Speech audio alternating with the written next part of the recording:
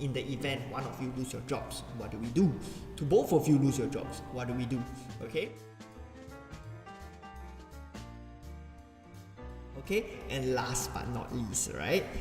What makes a solid property plan? So all those good things that happen for my clients is because we had a real solid property plan planned out, right? We weigh up all our options. We have sufficient reserve funds to give them the confidence to take action, right?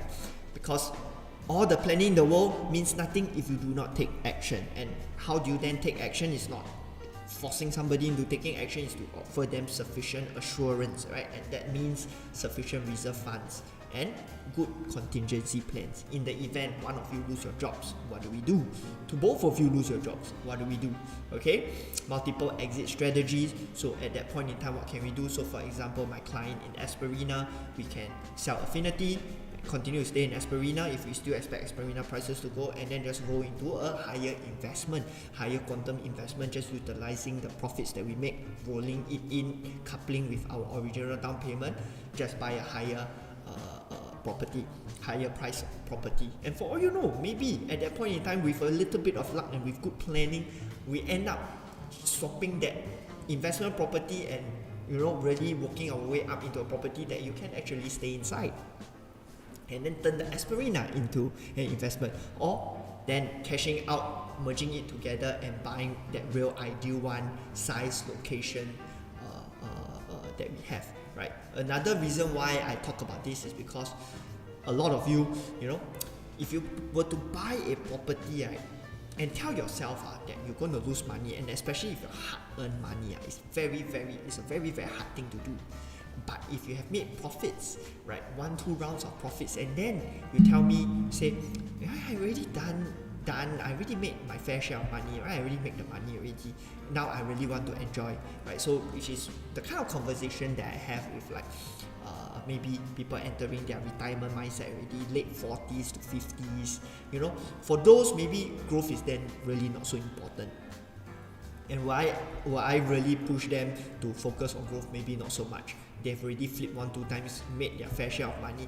Now, then utilize the profits they have made to then go and buy a property that, maybe will not really make so much money, but at least it will give them happiness.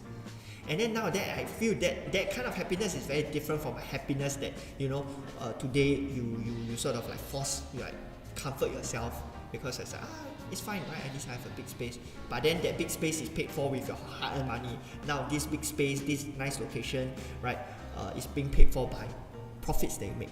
It's two very, very different things. I hope you guys understand what I mean. Okay? Multiple exit strategies, and then being able to visualize the exit and accounting for CPF accrued interest.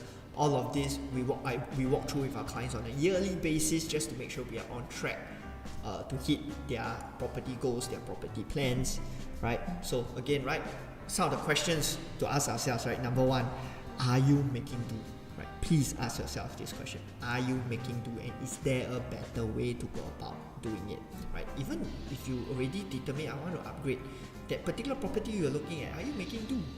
Okay, is there another alternative? Are there more other creative ways we can go about executing this to get us to our final end goal? Because for us, we are very clear in our final end goal, me and Elizabeth's final end goal. Now, currently, we are focusing on growth. We are looking to grow our assets to hit that ideal landed that we want to go for. A place whereby we are happy with the size, we are happy with the location. Right? If it has to be make do, then forget it. We will roll one more time. Right? If let's say, right, we have put it out there. Hopefully in 3 to 5 years we can get to that landed that we want to get to. If cannot, we'll just roll some more. Right? We just don't want to make do to buy something else. Okay? Even if end up we buy a landed in a slightly further away location, the whole plan is then to flip that out to still get us towards that end goal. So at least have the end goal in mind. Right? Something that makes you truly happy. Yeah? Truly happy. Not make do happy, not self-comforting sort of happy. Truly happy. Okay?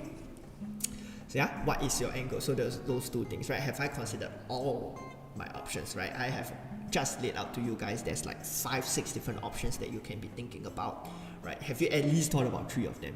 Okay? Right? Am I able to visualize my exit? Right? Because if you say, okay, I just stay here and then stay all the way, then CPF accrued interest, you enter into negative sale. Halfway through, 10 years from now, you need the house for some cash. What are your alternatives? Don't have? If don't have, or you say, or you ask, you say bo pian, or you say, die lor, then please think a little bit about it, because right, if a real solid property plan at any one point in time happen, you already know what am I going to do. If both of us lose our jobs, how long can our reserve funds last us, right? If it can last us 6-9 months, right? Okay, so 2 months to look for the job. If 2 months cannot find anything, okay, call Alvin, put up the property for sale, you know. At the end, when we put out the property for sale, we know very well we are not going to negative sale, so we can take out some cash, we'll use the cash to down pay a slightly smaller property, right size back, okay? Where do we stand in 5 to 10 years time, right? Do I know what to do should things change, right? So all this is what I sort of talked about, okay? So if any of you have any questions, now is the time to ask, because this is the end of the Facebook Live, YouTube Live.